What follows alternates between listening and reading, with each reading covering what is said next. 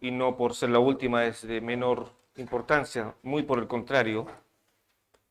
Antes de terminar e irme al Nuevo Testamento, con lo cual voy a concluir esta serie de enseñanza, quiero que veamos cuatro hombres, en Levítico capítulo 9 y Levítico capítulo 10, que son tan diferentes, estos cuatro hombres entre sí. Y quiero mostrarles algo también, por favor, para que vamos allá. Levítico capítulo 9. Recuerde, por favor, que no se vaya de su cabeza esta idea de que ya los sumos sacerdotes fueron ungidos, terminó todo el proceso. Se bancaron, como dicen ustedes, 14 días ahí, dándole duro, porque había que hacerlo, ¿no? Porque tenían que oficiar. Bueno, vamos a ver a dos hombres, capítulo 9 de Levítico. En el capítulo 9, versículo 1, en el octavo día, dice que Moisés hizo un sacrificio por su pecado nuevamente y siguieron matar, pero tenían que reconciliar nuevamente. Entonces aquí vamos a ver dos hombres que entraron y salieron de la presencia de Dios intactos. Qué increíble.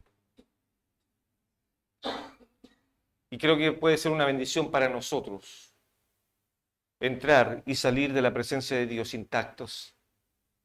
Que Dios no tenga nada que decir de nuestra amistad con Él. Eso es bendición. Eso es un logro. Que entremos a su presencia y le adoremos con limpia conciencia es una meta que todos debiéramos perseguir. La meta de estos hombres era adorar a Dios, pero también salvaguardar su vida. Imagínense ustedes cómo este hombre tenía que atravesar todo el campamento, meterse al atrio y poder llegar al lugar donde tenía que enfrentarse cara a cara con Dios. ¿Cómo entonces los creyentes, cuando nos humillamos delante del Señor, vamos a irnos a su presencia y vamos a conversar con Él, con el Dios Todopoderoso? Entonces no seamos desprolijos, como dije anteriormente en eso. Dos hombres que entraron y salieron de la presencia del Señor, sanos y salvos. Por favor, vamos. Capítulo 9, versículo 23. Y entraron Moisés y Aarón en el tabernáculo de reunión, y salieron y bendijeron al pueblo, y la gloria de Jehová se apareció a todo el pueblo. Y salió fuego de delante de Jehová, y consumió el holocausto con la grosura sobre el altar. Y viéndolo todo el pueblo, alabaron y se postraron sobre su rostro. ¡Qué santidad más grande! Queridos, a eso apuntamos. Ellos se encontraron con Dios y salieron. ¡Qué impresionante! Recuerden, el capítulo 8 se terminó todo el proceso. Capítulo 9 comienza a hacer el proceso de poder comenzar el trabajo. Queridos, antes de pasar al capítulo 10, yo no quiero que todo esto haya sido en vano. Que mañana tal vez se olviden de la santidad. Que tal vez se olviden todo lo que hemos estudiado porque somos muy olvidadizos. Y es necesario estar repitiéndonos una vez y otra vez y otra vez las cosas. Pero queridos, hay dos hombres que entraron a la santidad de Dios y salieron intactos. Que sea nuestra meta. Pero mi pregunta ahora es, ¿por qué en el capítulo 10 dos hombres entraron en la santidad de Dios y murieron? ¿Por qué se les olvidó tan luego? Nadab y Abiú comenzaron su primer trabajo de ministerio en el tabernáculo y pecaron delante de Dios y fueron muertos. Y uno se pregunta, ¿por qué? Si pasó tan poquito tiempo en que ellos estuvieron expuestos estos 14 días y todo lo que hemos visto, todo, parece que de un momento a otro se le olvidó a estos dos jóvenes. Capítulo 10, por favor, veámoslos. Nadab y Abiú, hijos de Aarón, tomaron cada uno un incensario y pusieron en ello fuego sobre el cual pusieron incienso y ofrecieron delante de Jehová fuego extraño, que él nunca les mandó. Y salió fuego de delante de Jehová y los quemó y murieron delante de Jehová. Este mismo fuego del capítulo 10, versículo 2, es el mismo fuego del capítulo 9, versículo 24. Es el mismo fuego. Pero ¿por qué dos hombres soportan la santidad de Dios y dos hombres no estuvieron a la altura de su llamado? ¿Qué les pasó? ¿Por qué olvidaron tanto lo que ellos habían hecho delante de Jehová? ¿Cómo fueron seleccionados? Y mire lo que dice el versículo 2. Y salió fuego de delante de Jehová y los quemó y murieron delante de Jehová. ¿Cómo se lo olvidó tan luego la santidad? ¿Por qué se olvidaron tan pronto? Qué increíble. Cómo dos hombres enfrentaron la santidad de Dios y salieron ilesos. Y cómo dos hombres enfrentaron la santidad y murieron. Después, si usted quiere sacar sus conclusiones, algunos dicen que estaban borrachos, otros dicen que tomaron carbones que no eran los que eran para poder encender. Da lo mismo lo que yo piense, ¿no? Pero el pecado está ahí. Algo hicieron que desagradó a Jehová. Algo hicieron. Queridos, examinemos nuestros corazones todos los días, a cada momento, si hemos de haber fallado a Dios. Como aquel hombre que todos los días iba delante de Dios para rogar por sus 10 hijos si habían ofendido al Señor. Qué increíble. ¿Habrán ofendido mis hijos a Dios? Y él estaba delante ofreciendo. Queridos, los grandes hombres fueron y sacrificaron a animales a Dios para alabar y bendecir su precioso nombre.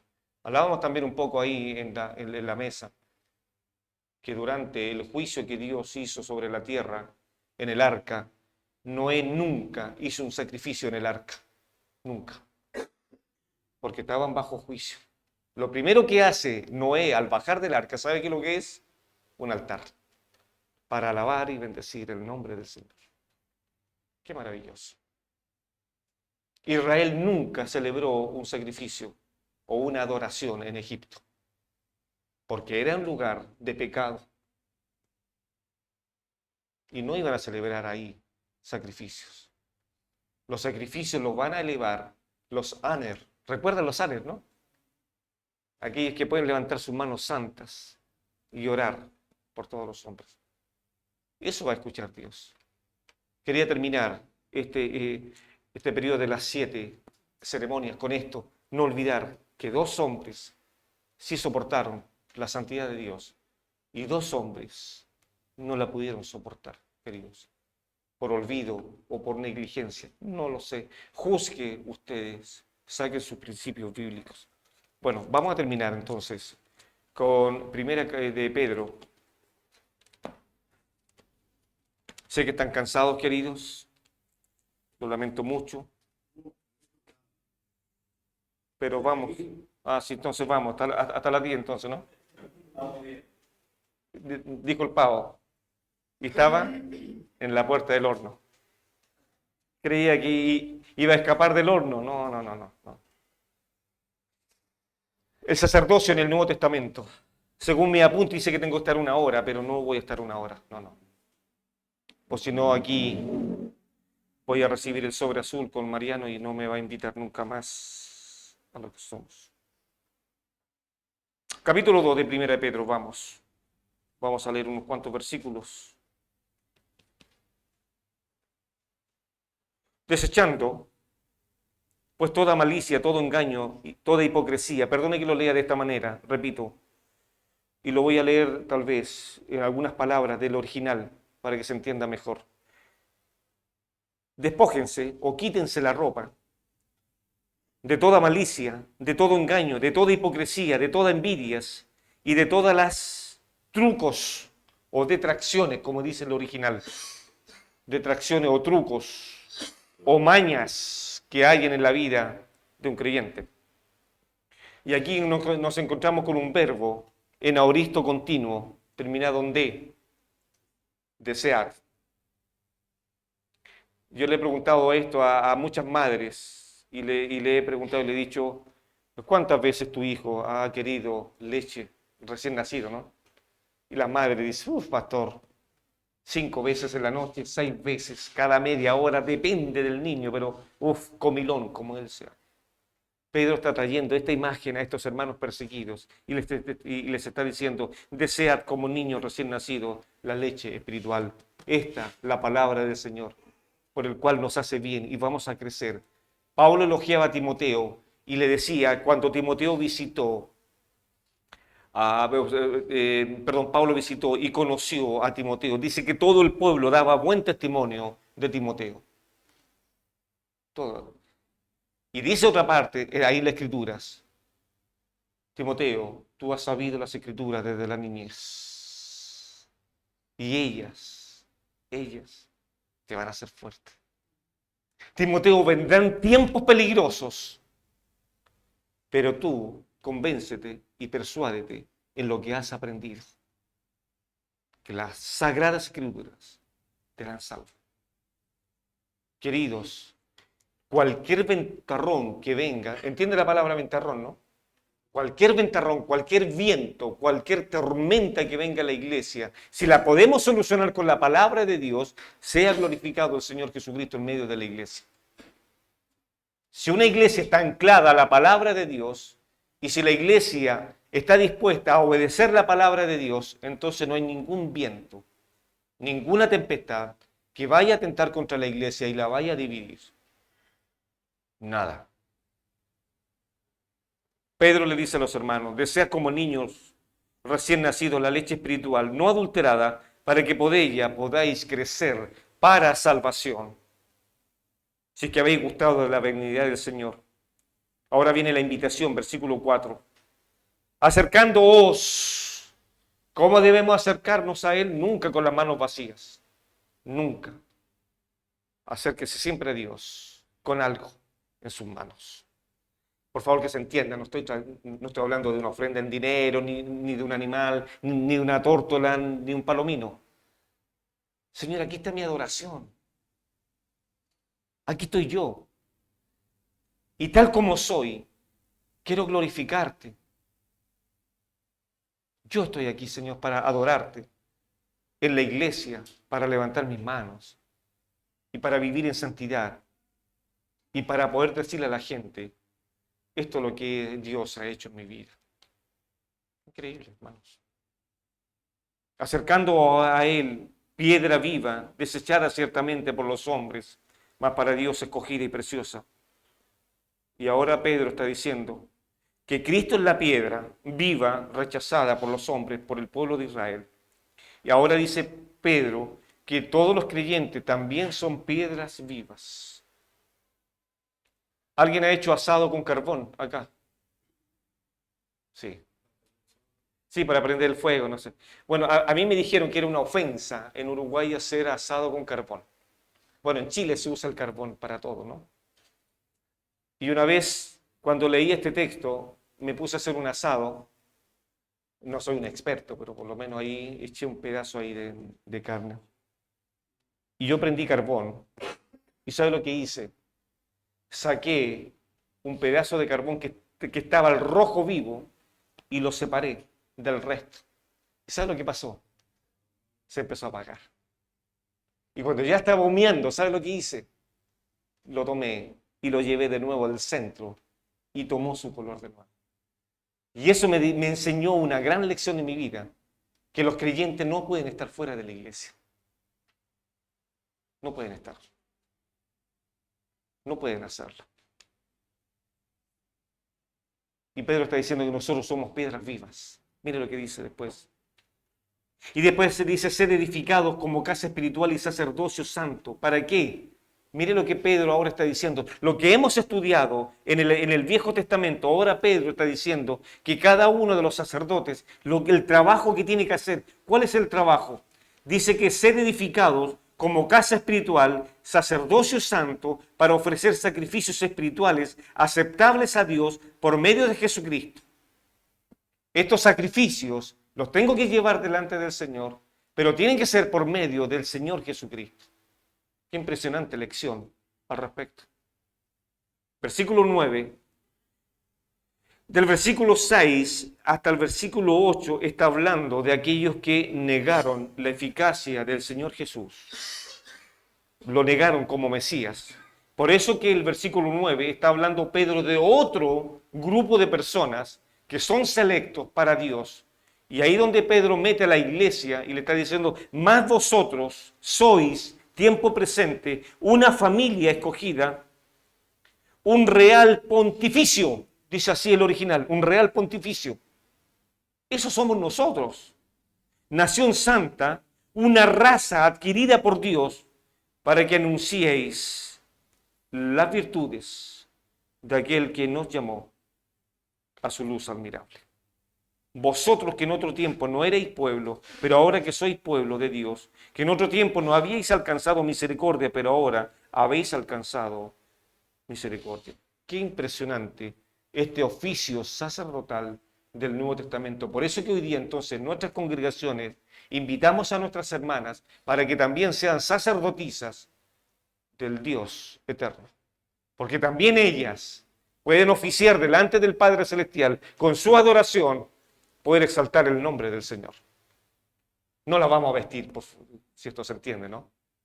Pero también tienen derecho de entrar al lugar santísimo y ofrecer juntos, en armonía, en esta iglesia, adorar al Señor al respecto. Queridos, ¿cuál es entonces ahora la lección para cada uno de nosotros en el Nuevo Testamento? Esta figura de ser sacerdotes de Dios. Note esta responsabilidad, queridos. Mas vosotros sois linaje escogido, ustedes la iglesia, real sacerdocio, nación santa, pueblo adquirido por Dios. ¿Para qué? Con un propósito, anunciar las virtudes de aquel que os llamó desde las tinieblas hacia su luz admirable. ¿Cuáles son las características de este llamado? Dios es el que llama, Dios es el que capacita y Dios es el que va a entregar en nuestras manos este oficio tan hermoso en el Nuevo Testamento. El tema es cómo lo estamos haciendo. Ese es el tema. El tema es si hemos conocido que nuestro llamado es público. El tema es que si hemos sido lavados constantemente. El tema es si hemos sido vestidos. El tema es si hemos sido ungidos. El tema es si estamos constantemente ofreciendo sacrificios al Señor. El tema es si tenemos las manos llenas para alabar al Señor. El tema es si nuestros oídos, nuestras manos y nuestros pies están consagrados al Señor completamente. Ese es el tema, queridos. Entonces hoy día, antes de terminar, se van con una tremenda responsabilidad. Nos vamos con una tremenda responsabilidad de poder llegar a nuestros hogares y poder conversar con el Señor en lo privado y decir, Señor, por favor, júzgame, enséñame, gracias, porque puedo ahora atender y puedo entonces recapacitar y puedo entonces corregir errores en mi vida de cómo te he estado adorando y cómo te he estado sirviendo todos estos años desde el día en que tú me llamaste. He sido negligente, tendrá que usted ver delante de su Señor, delante de su patrón, en lo secreto y poder confesarle al Señor, Señor, mírame, corrige mi vida y por favor hazme un siervo fiel para tu gloria. Haz que yo cada día anhele la leche espiritual como un niño recién nacido. Pero tenemos un problema que no entendemos. De ahí voy a ir a Hebreos. No entendemos la función sacerdotal del Señor Jesús. Si no entendemos la función sacerdotal del Señor Jesucristo, menos vamos a entender cómo nosotros somos sacerdotes de Él. Menos. ¿Y sabe cuál es el problema? La falta de santidad. Qué simple, ¿no? Vamos a Hebreos, por favor. Y con esto ya voy terminando.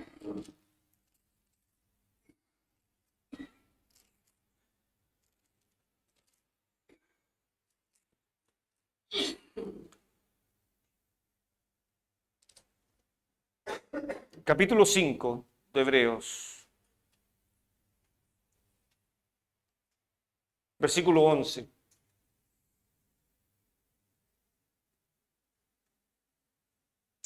En este capítulo, capítulo 5, capítulo 5, versículo 11 al 14, vamos a ver cómo el Espíritu Santo quiere meter la Biblia en la iglesia. Cómo introducir la Biblia en la iglesia. Pero quiero primero leer el versículo 11. Acerca de esto tenemos mucho que decir y difícil de explicar, por cuanto os habéis hecho tardos para oír. ¿Qué quiere decir el escritor? ¿Acerca de qué? ¿Acerca de esto? ¿Qué es lo que es esto? Y muchas veces lo hemos leído. Acerca de esto tenemos mucho que decir, pero ¿acerca de qué? Y podemos quedar colgados. ¿Acerca de qué?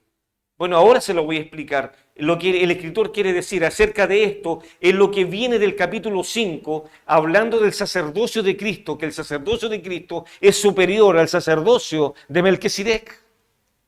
Acerca de esto, eso es lo que quiere el escritor hacerle entender a los creyentes, que el sacerdocio de Cristo es eterno, es perfecto, es inmutable, es hermoso y se puede copiar y se puede ver la relación que tiene el Hijo intercediendo ante el Padre por la iglesia.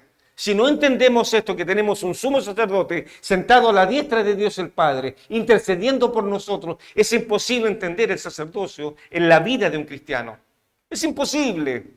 Tenemos que entender por qué Cristo está sentado a la diestra de Dios el Padre, por qué Él intercede por mí, por qué Él es un abogado, es un paracletos, sentado al lado del Padre, haciendo este trabajo incansable de poder interceder por la iglesia, queridos. Día y noche está el Hijo ahí, al lado del Padre, susurrándole a los oídos, diciéndole al Padre, este pueblo está justificado, está perdonado, porque yo morí en la cruz por ellos. Qué impresionante, queridos. Si ignoramos esto, acerca de esto tenemos mucho que decir y difícil de explicar, no hemos entendido. Capítulo 5 de Hebreos, porque todo sumo sacerdote es tomado de entre los hombres, es constituido a favor de los hombres, lo que a Dios se refiere, para que presente ofrendas y sacrificios por los pecados, para que se muestre paciente con los ignorantes y extraviados, puesto que Él está también rodeado de debilidad. Y por causa de esa debilidad debe ofrecer por los pecados, tanto por sí mismo como también por el pueblo. Y nadie toma para sí esta honra, sino que el que es llamado por Dios, como lo fue Aarón. Así tampoco Cristo se glorificó a sí mismo haciéndose sumo sacerdote, sino que el que le dijo, tú eres mi hijo, yo te he engendrado hoy, como también dice en otro lugar las Escrituras, tú eres sacerdote para siempre, según el orden de Melquisedec. Y Cristo, en los días de su carne, ofreciendo ruegos y súplicas con gran clamor y lágrimas al que le podía librar de la muerte, fue oído a causa del temor reverente, y aunque era hijo, por lo que padeció, aprendió la obediencia, y habiendo sido perfeccionado, vino a ser autor de eterna salvación para todos los que lo obedecen, y fue declarado por Dios sumo sacerdote según el orden de Melquisedec. Si no entendemos esto, entonces el autor está diciendo, acerca de esto tenemos mucho que decir y difícil de explicar. ¿Cuál es el problema? Os habéis hecho tardos para oír estas verdades bíblicas acerca del sacerdocio del Señor Jesús. Hemos permitido manchar nuestros trajes. Hemos permitido, queridos, que el diablo pueda penetrar y pueda aún obstaculizar esa lámina que tenemos en el frente donde dice santidad a Jehová. Y hemos manchado nuestros trajes con la inmundicia del pecado y no hemos hecho nuestro trabajo delante de la iglesia y delante del Señor de oficiar para un Dios tremendamente santo y un Dios tremendamente perfecto. Entonces, si queremos jugar a ser sacerdotes, tomémoslos en serio, queridos hermanos. No juguemos con la santidad del Señor. Mire el versículo 12, por favor. Porque debiendo ya ser maestro después de tanto tiempo, tenéis necesidad de que os vuelva a enseñar cuáles son los primeros rudimentos de las palabras de Dios, y habéis llegado a ser tales que tenéis necesidad de leche y de no de alimento espiritual. ¿Cuál es la solución para esto? Meter la Biblia en la iglesia entonces, versículo 13. Y todo aquel que participa de la leche es inexperto en la palabra de justicia porque es niño. Pero el alimento sólido es para lo que ha alcanzado madurez, para los que por el uso tienen los sentidos ejercitados en el discernimiento del bien y del mal. Acerca de esto tenemos mucho que decir, pero difícil de explicar. Usted no lo entiende, dice el escritor. Queridos, es necesario entender el ministerio del Señor Jesús en el cielo. Si el Señor no terminó en la tierra con su muerte y su resurrección, no terminó ahí la labor del Señor. Él sigue trabajando en beneficio de la iglesia. Y nosotros sentados, flojeando en la gracia, recibiendo las bendiciones del Padre. Y no hacemos nada, queridos. Hermanos, despertemos, analicemos. Si hemos sido llamados por Dios, entonces vaya a buscar su traje. Lávelo. No con jabón, en la sangre preciosa del Señor Jesús. Y descubra su frente. Y si no está muy claro, échele algo ahí en su frente para que aparezca nuevamente esta leyenda: santidad a Jehová. Espero que les haya servido, queridos. Espero haber cumplido con las demandas, primero ante el Señor. Espero que cuando vamos a oficiar delante del Señor y nos vamos a lavar, nos veamos los rostros como en el lavacro. Recuerden ustedes, estaban ahí con espejos para verse. Que sea la palabra del Señor, queridos. Disfruten la comunión con sus iglesias locales. Amen servir, amen la servidumbre. Pero por sobre todas las cosas, amen la palabra del Señor y persigan la santidad. Quiero orar, si me permites, y ya finalizando esta parte. Oramos, queridos.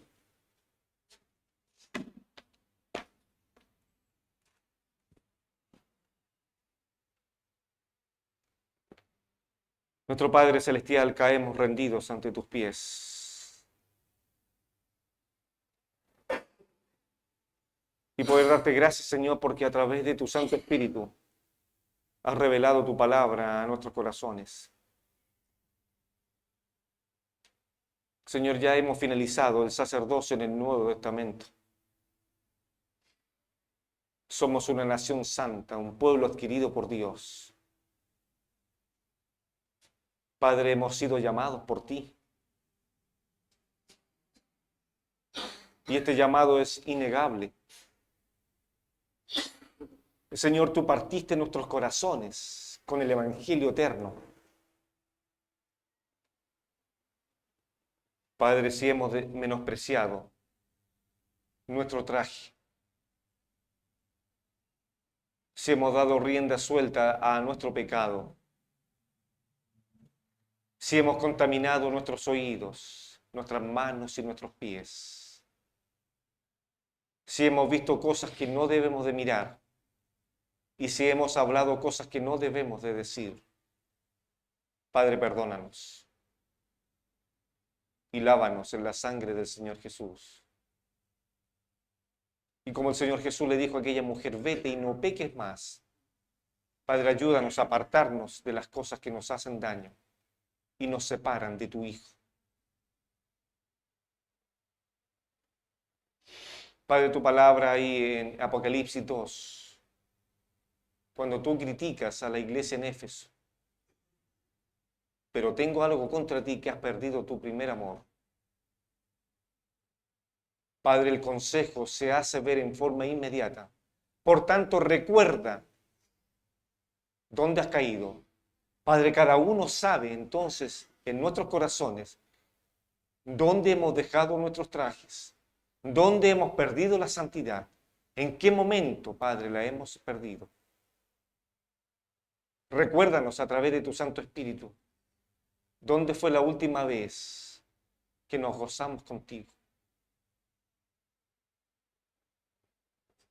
Padre, tu palabra dice entonces, por tanto, recuerda de dónde has caído, arrepiéntete y haz las primeras obras. Padre, aquí en esta sala hay hombres representando sus iglesias en este país. Te pido, Padre, que al salir de este lugar sigas trabajando en sus corazones poderosamente y que puedan llegar a sus congregaciones desafiados para vivir en integridad delante de ti. Y que puedan, Señor, contagiar a otros para que también vivan en santidad.